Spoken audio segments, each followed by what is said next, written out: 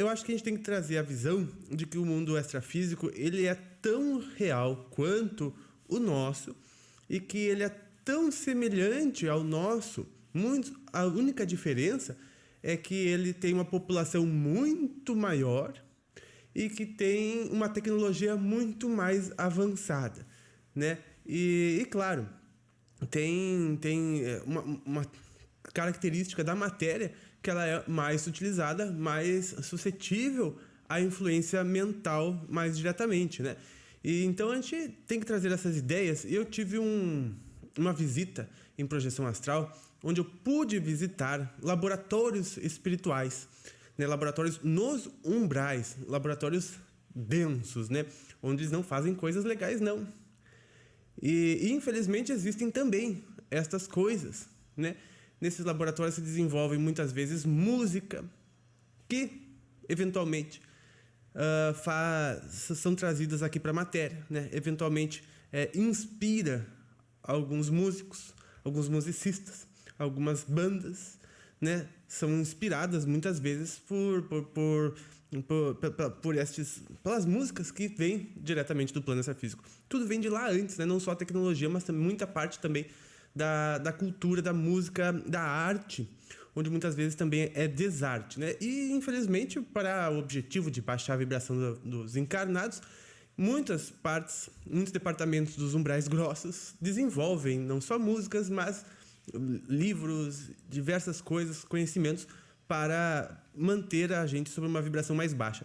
Mas esses laboratórios em específico que eu fui visitar, eles estavam desenvolvendo dispositivos que é uma espécie de chips que seriam implantados nos corpos perispirituais das pessoas para inibir funções de certas regiões cerebrais, de certas regiões energéticas do corpo, com o intuito de facilitar implantes energéticos, né? Facilitar muitas vezes até mesmo a hipnose por parte dos magos negros, porque estes laboratórios eram controlados por esses magos, né? E uma coisa bastante interessante que me chamou a atenção é que eles tentavam esconder estes laboratórios e estas repartições das equipes da luz, né? Dos caravaneiros da luz. Eles tentavam esconder esses laboratórios com um equipamento que eles desenvolveram que fazia com que toda a matéria astral daqueles laboratórios mudassem de faixa, mudassem de frequência de vibração, a ponto que elas desapareciam. Elas desapareciam. Eram construções enormes, muito grandes e vastas, mas todas elas desapareciam e voltava a ter regiões de montanha, naturalmente, como se nada existisse ali, e de fato não mais existia ali, porque ela mudava para outra taxa de vibração de matéria e ficava constantemente mudando de taxa de vibração de matéria para dificultar desses laboratórios serem encontrados pelas equipes da luz, para que a equipe da luz não encontrasse os laboratórios, não descobrissem o que eles estavam fazendo, para que não dessem um jeito de desmantelar os processos de obsessão que os espíritos faziam, não para os encarnados, mas sumamente para os desencarnados, que eram os obsidiados alvo maior. Então, essas coisas todas existem no plano extrafísico, né, Áureo?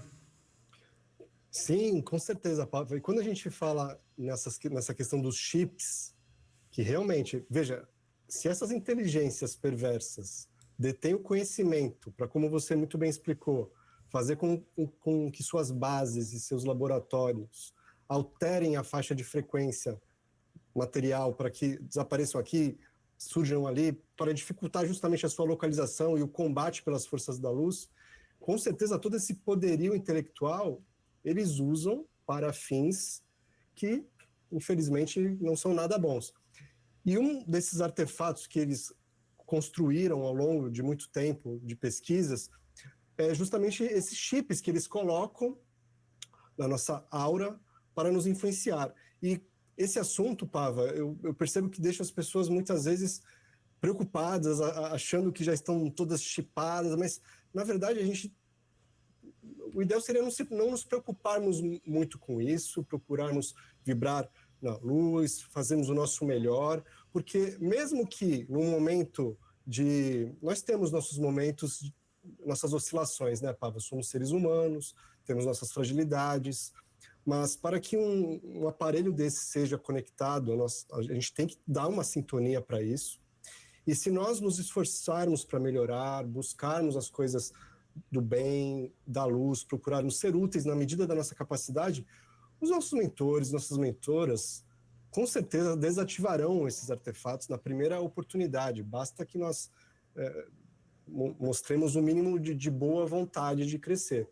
Porque muitas pessoas ficam com muito medo desses aparelhos, não é verdade, Paula? Mas... Realmente.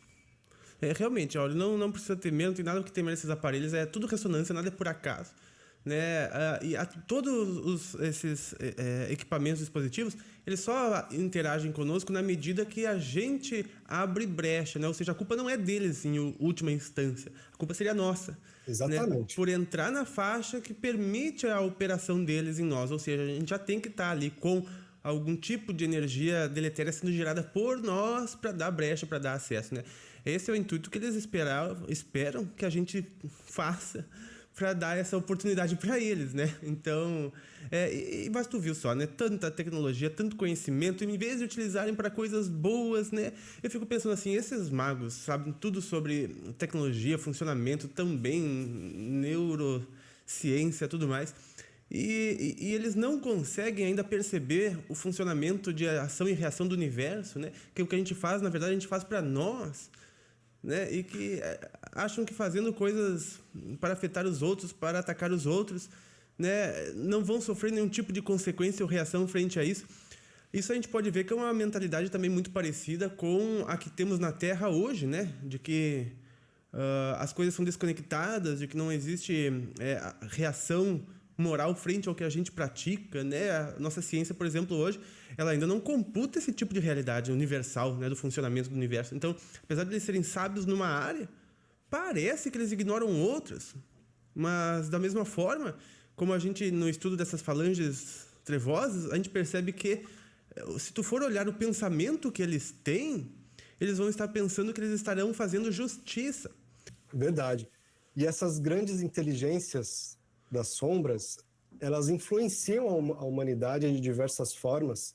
Elas têm o interesse de manter a humanidade totalmente alienada, desconectada de qualquer tipo de perspectiva espiritual, totalmente materializada. E muitas vezes um dos maiores meios que eles têm de nos influenciar, como você citou agora há pouco, é a questão da arte, né?